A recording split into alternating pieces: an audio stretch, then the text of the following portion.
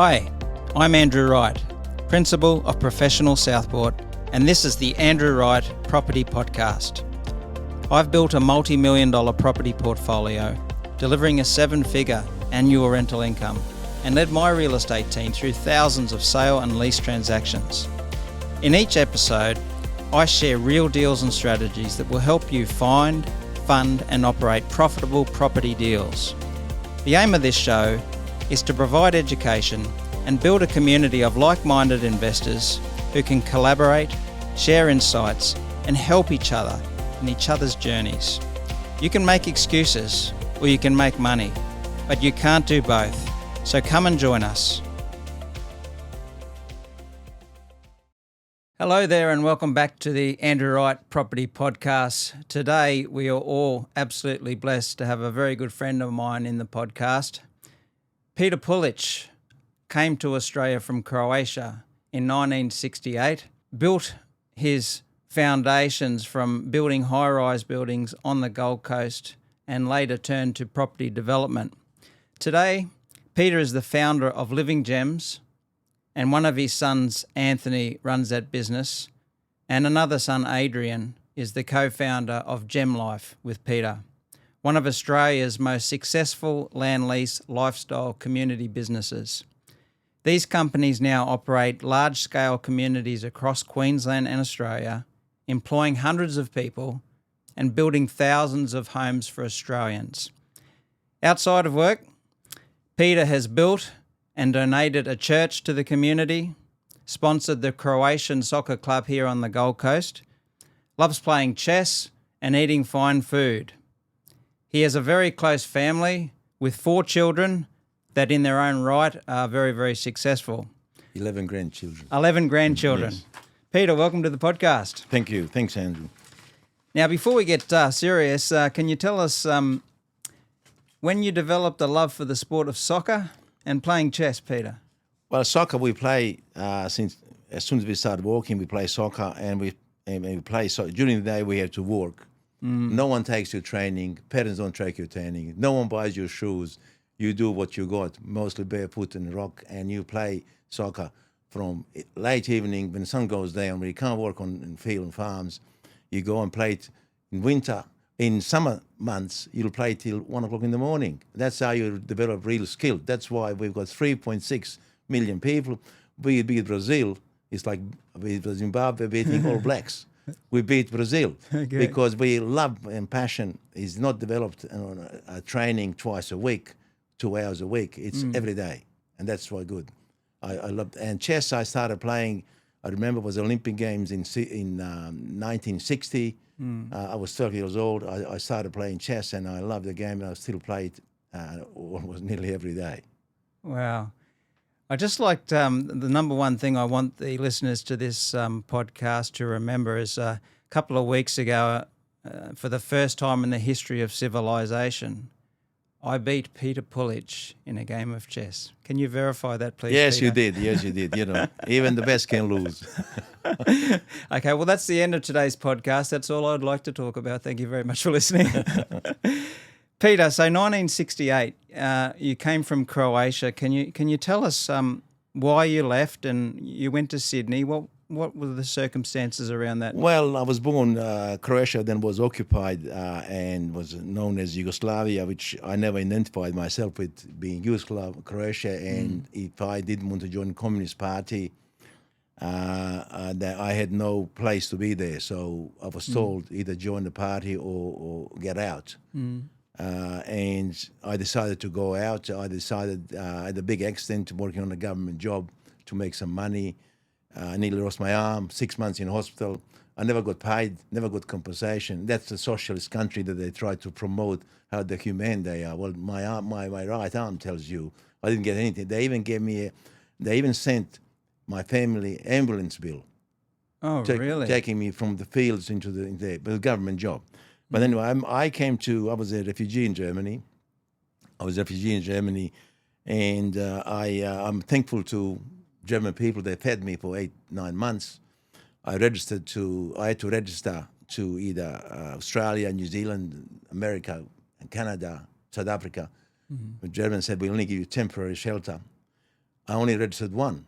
For one, I registered to go to Australia. Don't know just one, but I did, only one. They said, why one? I said, I just want to go to Australia. What if they don't take you? I said, they'll take me. And I came, and I remember I was fortunate to they flew me in on Boeing 707. I landed in Melbourne and then went on to Sydney on the same plane.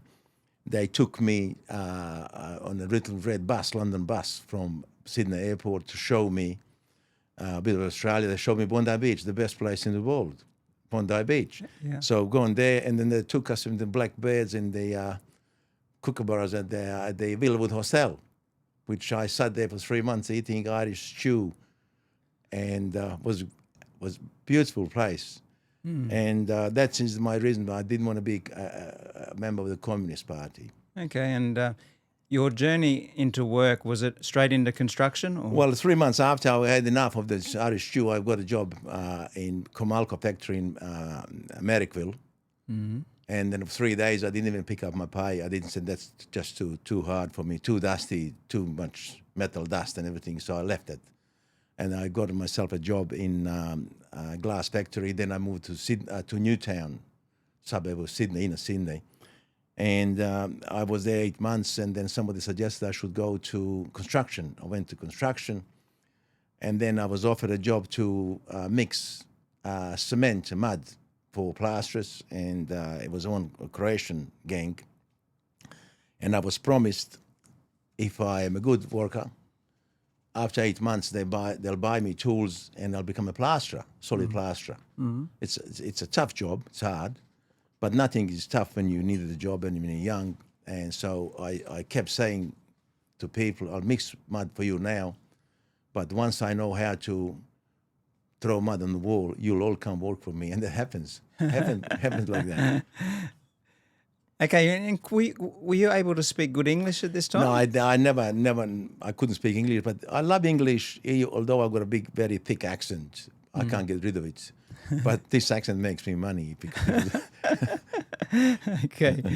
And so obviously you loved Bondi Beach and you fell in love with Australia. You never wanted to go back in the early years. How did you get into high-rise construction, Peter? Well, I've got my own gangs and this company, Progress in Properties in Dainford in Sydney, Randwick. One morning, boss said to me, would I like to go to do a job for them in Surfers Paradise? Never heard of Surfers Paradise because I walk every morning from Bondi Beach to Coogee Beach, never seen a place called Surfers Paradise. And I said, must be near Manly. It's on the water. I said, what water? He said, yes, it's by the water. Anyway, and then I came, and the building that I did here was named Condo, and today I live on the other side of the road, the diagonal opposite Condo, on level 48 and 49. And I every morning have a cup of coffee. I walk around and say, "Thank you, Condo. I'm here because of you." That's that one. That's when you met John Facer, is it? And John Facer came next building, 1976. He came to do Thornton Towers in Thornton Street in Surfers. But I met John in Sydney, Coogee. Yeah. I did some work for him in Sydney. Yes. And I was fortunate I already established to be good friends. Actually, John Facer was the one that first man introduced me to meat pies in Australia. Okay. I ate my first meat pie with John. And at some stage, you've transitioned from being a builder to being a developer. How did that transition happen? Did you run out of work with John, or did you just... Look, I was doing plastering, and then I was doing bricklaying and gybrocking and labour hire and everything. And I realised that because I'm a subcontractor and a contractor, all the money you make, you got to declare and pay tax, which is normal. But I thought if I go into property, I can develop it, and if you don't sell it, you don't have to pay tax straight away. Good idea. Yeah. And I said, then the industry went on its knees, 1982, because the Gold Coast was very volatile, was a small place, not self-sufficient like today, and went everything. And I had some land, and I had to trade some land and bought a caravan park to have a bit of income, and mostly to house my construction gear, my mixers and planks and everything. 15 acres of caravan park, 6 developed, 9 not developed. I said, this is perfect. I can put all my, because I was making good money. I didn't need the money, but was $1,800. Actually, $1,830 every week I used to get. So you bought a caravan park in Coomba Bar. It was 15 acres, is that right? 15 acres, And yes. what did you pay for that site there? I paid for 1.1 million. 1.1? Yeah, I did some trade-in and put some cash in, but trade-in and the bank finance then. And you mentioned in the car on the way here that you bought a couple of And little then- bits next door, is that right? And then I was going to develop it. I've seen next door they're building houses. I said, my God, this Glendale house. I said, you wouldn't live in Europe in Glendale house. I said, this is big, rich land. I said, I've got to give you something better. So I said, I'm going to do something. That means I need to get rid of my caravan park. I said, no, I'm going to go and leave the caravan park as a bit of income and buy another entrance into my land, by landscaping, not landscaping, the nursery. Nursery, business. 4.5 acres. I paid $450,000. And then when that completed, I found that the little church group had a half an acre of land tacked amongst my land, facing Hansford Road. And they seen what I'm doing. They said, if you want to buy us, $200,000. But I only paid $450 for 4.5 acres. But I had to buy them, which is good idea. Then I bought 216 homes. And Andrew, when I developed mine, I get all my money back. So you got your money back by selling selling the a homes, house. but you kept the land. It was a leasehold. I sell a house, Yeah. and I price the land and all infrastructure and everything. I sell the house and get every cent back and put some money in the pocket. So when I finish 216 homes, if you ask me what return is, well, you tell me what return is. If the land costs you nothing, what return is that? Infinity. Yes. So you ended up, you could have held that site, but after selling the houses, you then sold the block of land? I sold the houses and I was collecting site fees for over 20 years.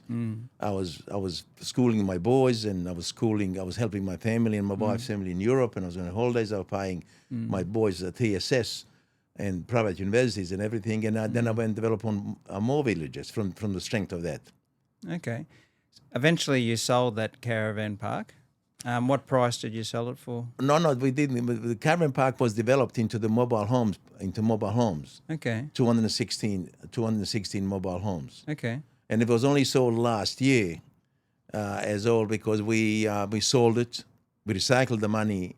For that money, I can buy two size land and develop two instead of just one. Okay. But we're not selling anymore. We're just going to keep it in the family now. Okay. And what price did you sell that one for? I think I've sold it for $39 million. So if you ask me what the investment is, well, something that costs you nothing and you get 1.6 clear in a pocket every year or 20-something, 30 years. Yeah. And you sell for $39 million. You tell me what percentage that is. Yeah, so that's infinity. So you got all your money back from selling the houses you built on there. And then you all the money and plus in the pocket. Yeah, and every year all the rent from the yes, and then I got $39 million. So you tell me what. Yeah. That's not bad, Peter.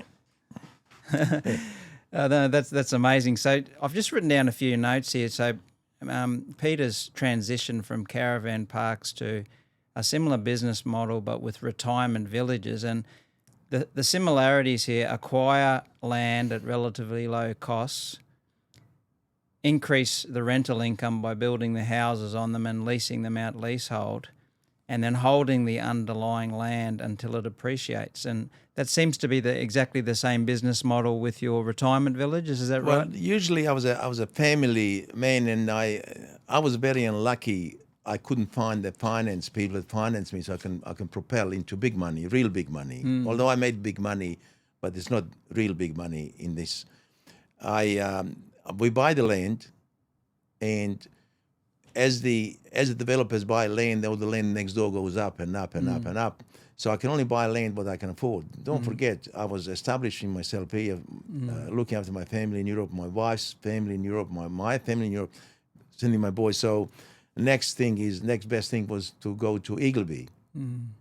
You know what Paul Keating calls that type of land, but I don't want to repeat it here. But I thought that if I don't care where I buy it, I tell people, if I buy land in St. Eagleby, your suburb is not going to call Eagleby anymore. Your suburb will call Sapphire Gardens. How come? I said, no, we got rights to rename that part of Eagleby. We didn't, but as I said, we call it Sapphire Gardens. It's a gated community. Nothing to do with Eagleby. It's called Sapphire Gardens. So I said, I'll give you. Don't forget, we provide the club. I bought a penthouse in Surface, and my residents in my village, they've got better facilities than the person that buys $20 million penthouse in Surface. See, we provide that much now. Our clubhouses are $20-30 million now. Yeah, right. For the enjoyment. So tell us about the Eagleby site. Peter Puljich was elected Labor government at that time. They didn't have the union, they didn't have bus schemes and everything. They always wanted money, and I need to work hard because I come from Labor government in Croatia. So they always need money. Yeah. And they were selling this housing commission land, which residents in Eagleby didn't want it.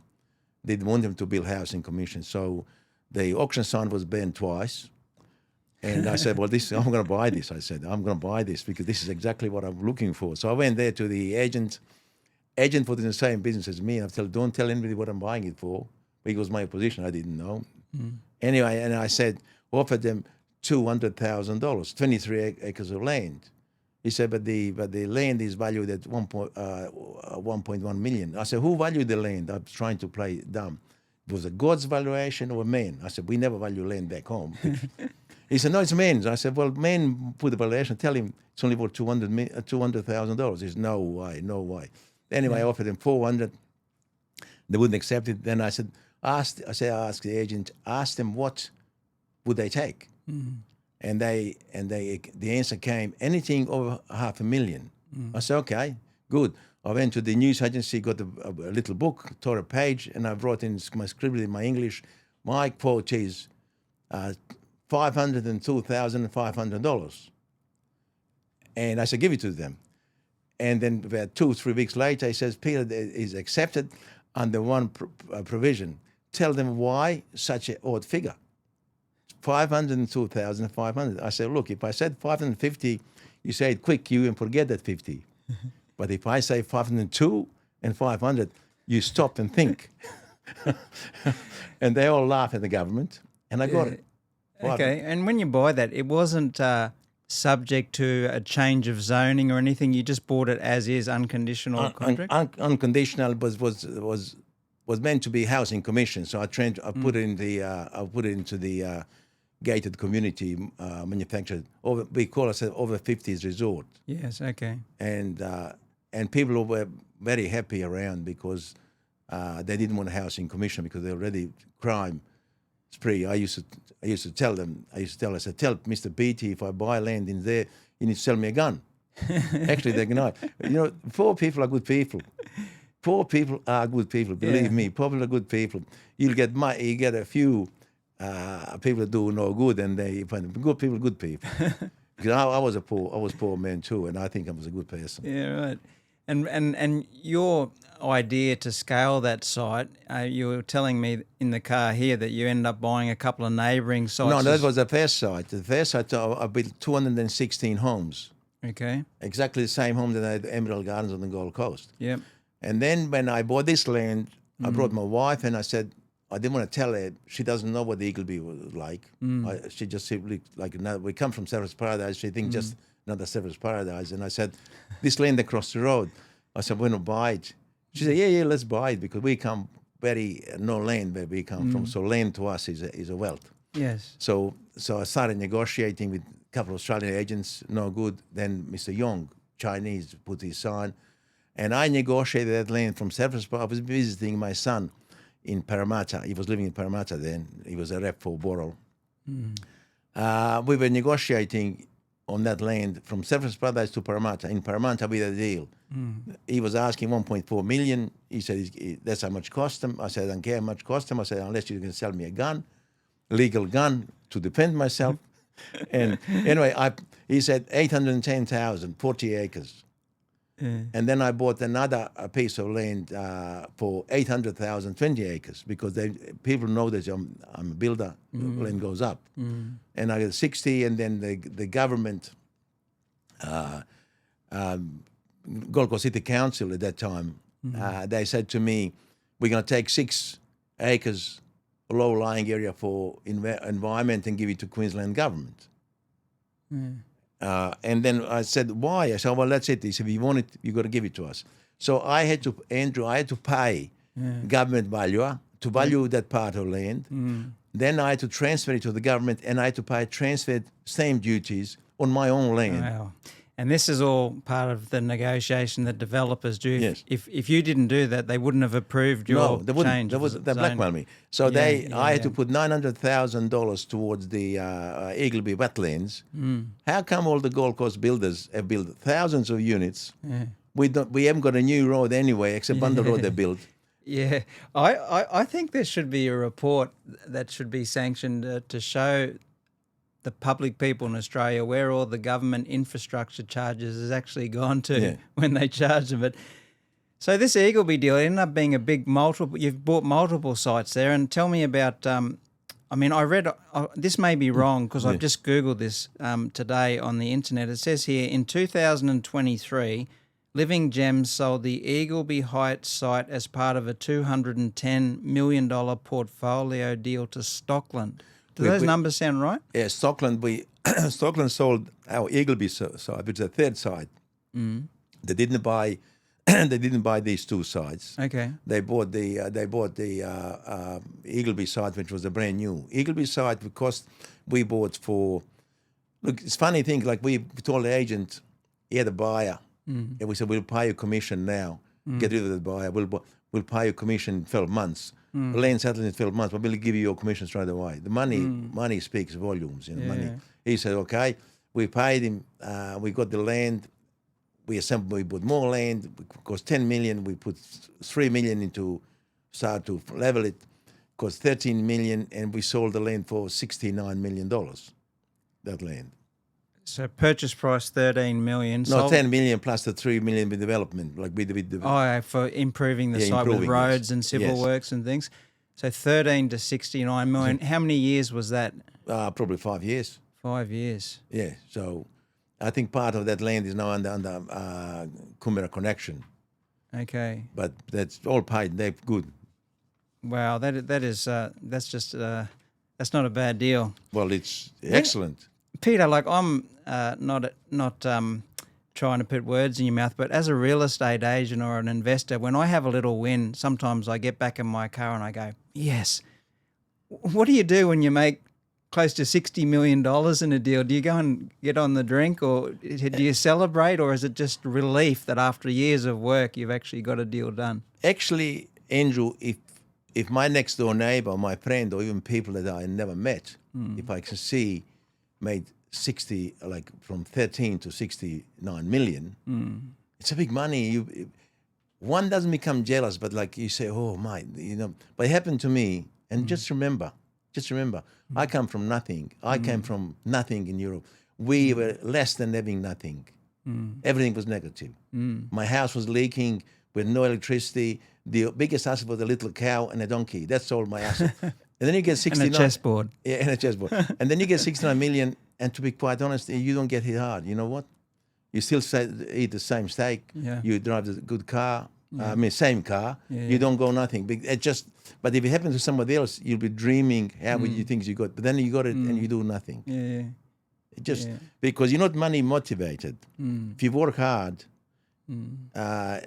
money means a lot, but doesn't mean as much as as you think somebody else makes it. Yeah. We just went on and bought some more land and did the same thing. Next. So this first part one of this podcast, we're not going into the public company a lot. We're just talking about Living Gems. How did you come up with the name Living Gems? It sounds like an emerald company or stones or jewelry or something. How did that all come about? I started in the late 80s, early 90s, and I started what's known now as Emerald Gardens in Coombaba, Hansford Road, Coombaba. And one Saturday night, Vlad, my oldest boy Vlad, and his brother Branko that lives in Croatia now, we were having a late night. Mother went to bed, and I said to them, look, you're not going to bed till you give me a name. I said, I can build you a project. I need a name. I need a good Aussie name. I said, nothing ethnic name or anything. Give me good. And was 1:45. We're going for 2 hours arguing. I said, you're not going to bed at all. I said, you will. I said, I need a good name. And all of a sudden, Branko snapped up. He said, what about we call it Emerald Gardens? I said, that's excellent. I said, you can go to bed now. And that's how we started Emerald Gardens, Sapphire Gardens, and now email is by Vlad said Living Gems. And people ask me, do we trade in songs? I said, no, not at all. We are over 50s resort. But Okay, so we've talked about the business model there, effectively, where you're going out buying most of the time rural land that's not actually zoned for residential, and you're getting an uplift. You have your own team that does that. Are all of the sites that you buy that way, or are some of them already approved for residential development? look, if the site is approved, you lose the cream because somebody's already taken a bit of a cream off. Yeah. The best is you buy a site, you get a buying agent. Look, good real estate agent is a ticket to wealth. Don't ever be too scared to pay good real estate, good money. I never heckled. I never tried to reduce the money to my real estate agent. I always will pay real estate agent like a good doctor. Do you gonna go and get a cheaper doctor, or you get a good doctor?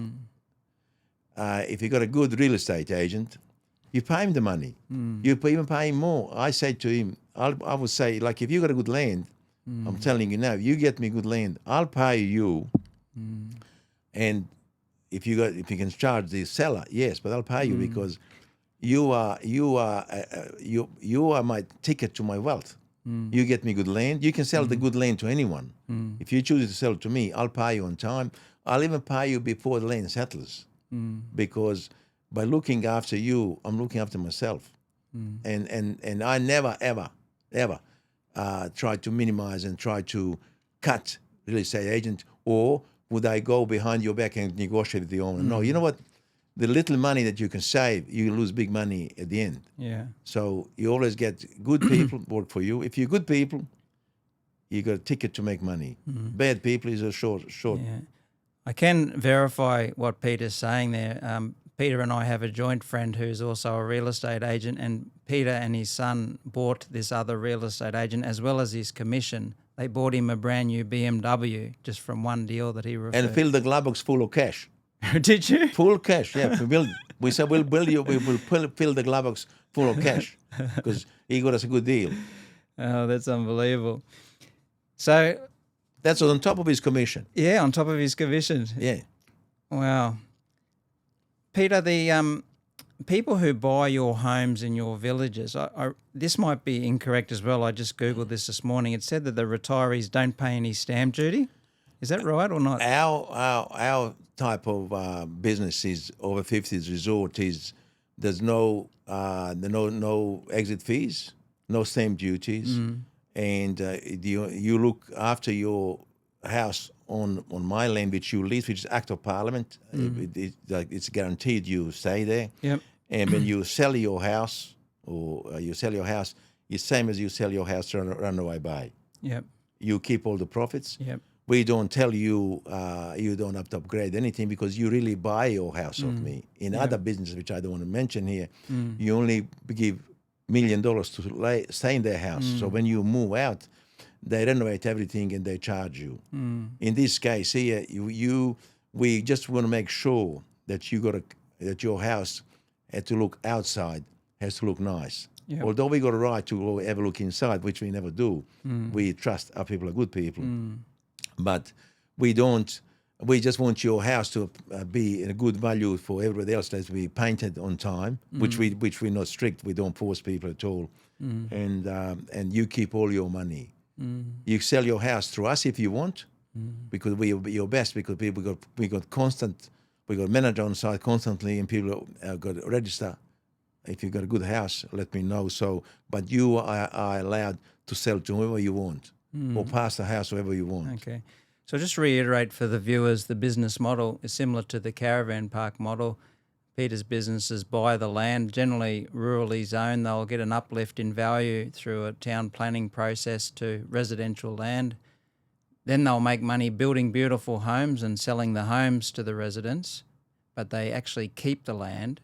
and the residents pay rent, We and the call it- land goes up over time. No, we call it site fee. What happens is like you only do upkeep on your home, and we give you, every house has got solar, so your solar is much less than my Energex if you live across the road. Yep. And you get the in your price of your home, we provide you solar that some people are negative because they got a rebate. Yep. But don't forget, Andrew, don't forget, like we've just built a clubhouse in Coomera. Here, Helensville. Is it Helensville? Here, just by after Dreamworld, the new, we call it Gold Coomera? Coast. Gold Coast, yeah. Yeah. We built a clubhouse, 5,000 square meters of clubhouse, Wow. $35 million. Yeah. Wow. So you tell me, you buy a house for $800,000, and your clubhouse is $800,000, cost you nothing. Yep. We, as the owners of the resort, we only owners in a sense of that we have got to maintain it. And you pay us, you don't pay any council fees. Yep. We get discount on a bulk. So you enjoy. We have to make sure that all your outside areas are nice and clean. Everything is good. Everything is working, and everything. And you live like a real millionaire. People in Cyprus Brothers, they buy a penthouse, they would not have 1/4 of facilities. Yeah. And you pay millions. What these people have. So you transform the pay people with the little means to make them really proud, and that's where the success is. Okay. Peter, I want to read another newspaper article, just a short clip of it that I Googled also yesterday preparing for today. Can you just listen to this? Living Gems divested all 13 established communities and sites for $495 million in deals with Stockland and Avid Property Group in 2023 and 24. Now, one of your sons, Anthony, is the CEO of that business, and he's also quoted in the newspaper, right? Getting off the money side of it here, the values my father instilled of delivering high-quality homes and a lifestyle that's second to none remain. He pioneered over 50s lifestyle resorts and continually raised the bar in their design, and that's a legacy we'll continue to uphold. How do you feel as a father knowing you've got two sons running two massive businesses? You've paved the platform for them. They're following in your footsteps, and I can just feel the respect of your children in their comments there. How does that make you feel? Well, they put that in the papers, but when you go there, they said, Dad, leave us alone, you don't know much. But they're like every other kid. But look, they're good. Anthony's a periodontist. I just financed him 3 years, full 3 years. Yeah. I said, leave his surgical tools, go to uni, he become a periodontist. Then I said to him, look, drop that off, come and be a CEO, you'll make reasonable money, if not more, but your lifestyle is much better. You can spend more time with your money, with your family and everything. So he's very happy. Adrian is a lawyer. He finished his master's degree, and they work very hard. They, look, I don't want to go and compete against my sons. I let them run it. I let them run it. So I know exactly what he needs. Like you give me a valley or land, and I can design the city. I can design it with people, of course. Design it. I can build it for you. I can make sure nothing's subsiding, nothing's leaking. I'm going to do everything that you see. But then I said, what for? What for? I've got two sons. They're educated. Yeah. They speak proper English. They're natives here. Yep. So I stay back and play chess with you and John Facer every Wednesday. And I lose occasionally too. Just following up that newspaper article, Living Gems divested 13 established communities for $495 in 2023-24. But that company, that private company, is at it again now. Like I also Google here, you've got Anthony's got a $210 million, 295 home project in Townsville, $360 million project in Parkhurst, Rockhampton with 505 homes, another $140 million project in the Moreton Bay with 86 homes. That's another $710 million of over 1,000 homes that you're looking to build just in that private company. Andrew, and look, we Living Gems. We've sold the business, but we'll never sell Living Gems. Living Gems to us is like a Puljich name. We never sell your name. Yeah. So we got Living Gems got land there to build 3,500 new homes. Okay. We got 550 in Lismore, which is one that doesn't flood. Suburb before one that doesn't flood. High up. We got another site 350 in Rockhampton, which is they're building a bridge. The developer's building a bridge, and we'll go in end of this year, next year in there. We've got also 300 homes or 200 and something homes in Caloundra. As you go to Harvard, just nice spot there. It's just approved the other day. Yep. Then we got we got 1,000 homes in Toowoomba, and I think we got some site in Melbourne which I haven't seen yet. So we sold 2.5 something thousand land for 2 something, but we will go and build 3,500, and we'll buy more land, and that's all from the proceeds. Like that gives me freedom to distribute some of the family wealth to my sons, so they can be independent, not waiting. I was saying, don't bring your wives and your kids and look at my eyes, see how much more I've got to go. Here's your money and go. Don't look at me. I'll live forever. So look, they are independent. They've got their own money, but we're going to go together. Now I'm a partner now with them. We're going to develop more because that's what we know, and that's what we look. Where do you find investment where you get all your money back? And you do, and we respect our buyers, our clients, because they're my ambassadors. We got buyers agents. I think you should become a buyers agent for us.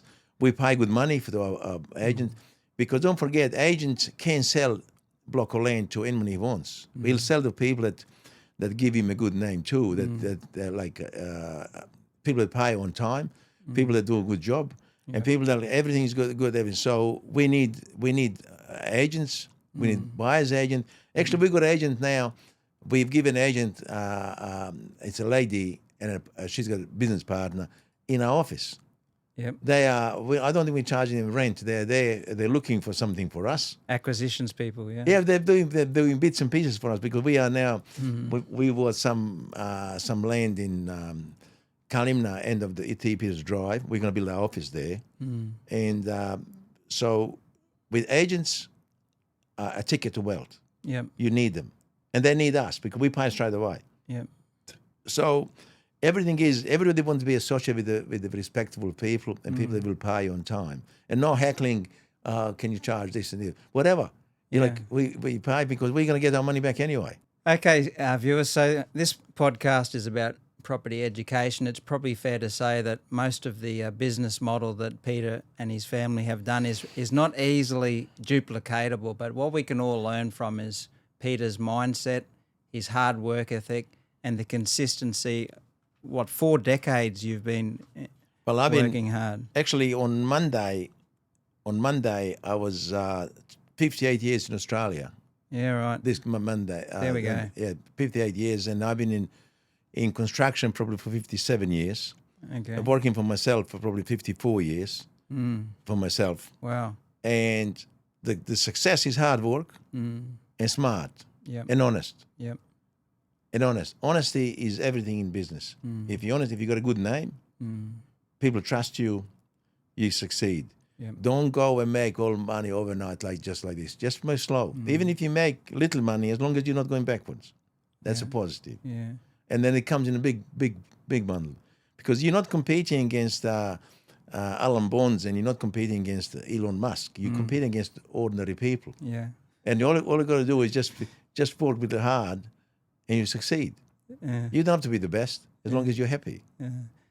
Thank you very much, Peter. So we're just going to take a break, and we're going to come back to part 2 to discuss the next level of Peter's journey with the other company, which is Gem Life, which was the largest listing on the Australian Stock Exchange last year in 2025. As a precursor, just to motivate you to hang around and listen to part 2, I'll read another article here from the newspaper.